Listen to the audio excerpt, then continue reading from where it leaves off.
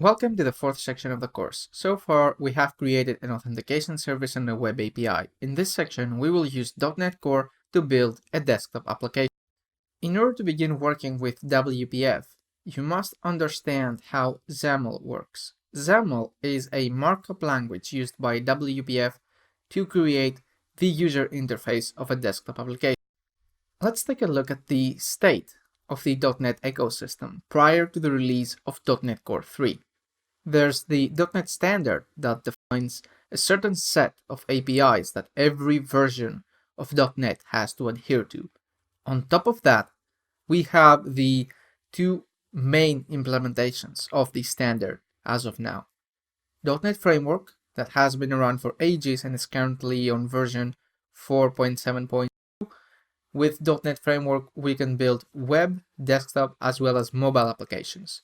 Web apps can be built with the infamous ASP.NET. As far as desktop is concerned, we have more options. There are console applications, old Windows Forms applications. I strongly discourage you. You shouldn't be working with Windows Forms.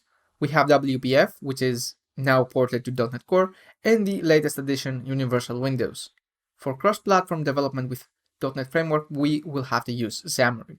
Now, on the .NET Core side of things, we can develop web apps with ASP.NET Core, and for the desktop, we were limited to just building console applications so far, but not anymore. Because with .NET Core 3 comes the ability to build a WPF application using .NET Core. WPF stands for Windows Presentation Foundation. It's kind of a legacy name, but one that developers in the Microsoft ecosystem have grown extremely used to. In a very brief description, before we dive into the details, apps in WPF are built by a combination of C# and XAML. Each screen in the desktop app consists of a XAML file that describes the layout and stylings.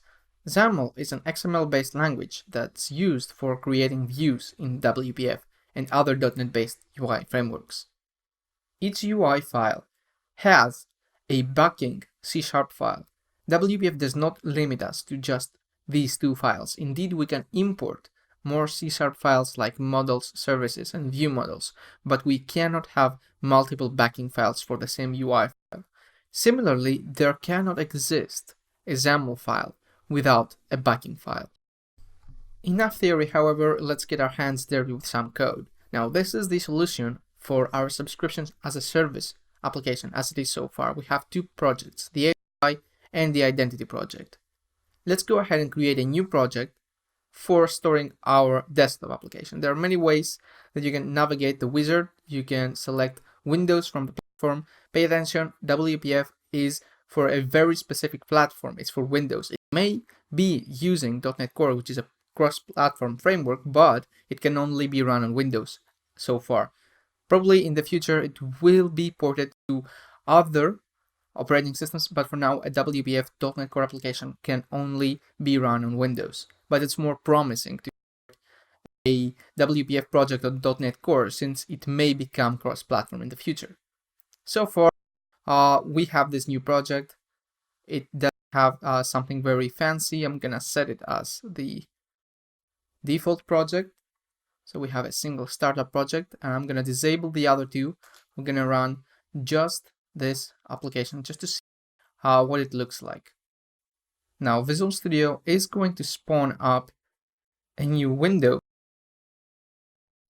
with some boilerplate code. So you see we have a hello.NET Core text printed at the center of the screen, and then the button turns off the application and the debugger as well. Now, all that is displayed in this main window.xaml class. It's in these lines of code.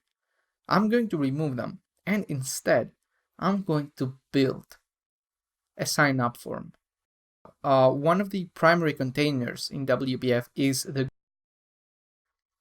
grid is very counter if you're coming from an HTML/CSS pattern.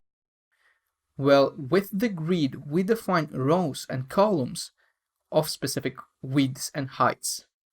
The Stackpanel is another type of container Mainly the Stackpanel and are the most widespread containers when it comes to XAML and WPF. Now, the Stackpanel stacks the components one on top of the other or one next to the other based on the provided orientation. The default orientation is vertical, so this means that this text block that simply prints sign up with a font size of, let's say, 18 will be at the top of the screen. And I can go ahead and say that I want it to be horizontally aligned to the center of the screen. Now notice that this whole, I'm gonna add some, just ignore that and pay attention to the grid.column property in the stack panel. This places it in the second column, that is double the size of the other columns. So I'm doing this to simulate some empty space on either side of the. Next, we have a label with the words first name. Again, this will be stacked on the bottom under the text block. And then the text box that will be used, this is an input box. This is where they use their first name.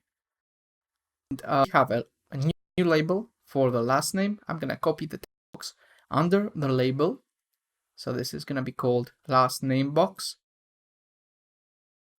So far, we don't have any event, we're not having any bindings, we're just building the user interface with a stack panel placed in the middle of a grid. Remember, the stack panel places, by default, every element under the previous element. Or, if you prefer the stack terminology, you can view it bottom to top and think of everything is placed on top each other, starting, of course, from the bottom. So this email label, this password label, is going to be placed above the text with that's going to receive the password. So hopefully this is our, let's take a break and run the application so that you can see all of that in action. And there you have inputs. Pay attention, the stack works as expected, and it is placed in the middle of the screen with two equally sized columns empty on either side of. But of course, there's something missing. We do not have a button that will confirm the new user. So I'm going to add it at the bottom of the stack panel, which means that all other elements will be stacked on top of the button. And there are two ways in which we can specify the contents. We can either put them between the tags or use the content attribute. Now with WPF, both are possible. Also with WPF, the button can contain other elements, but that's more advanced. And as you can see, the form is complete, which means we can move on to the next.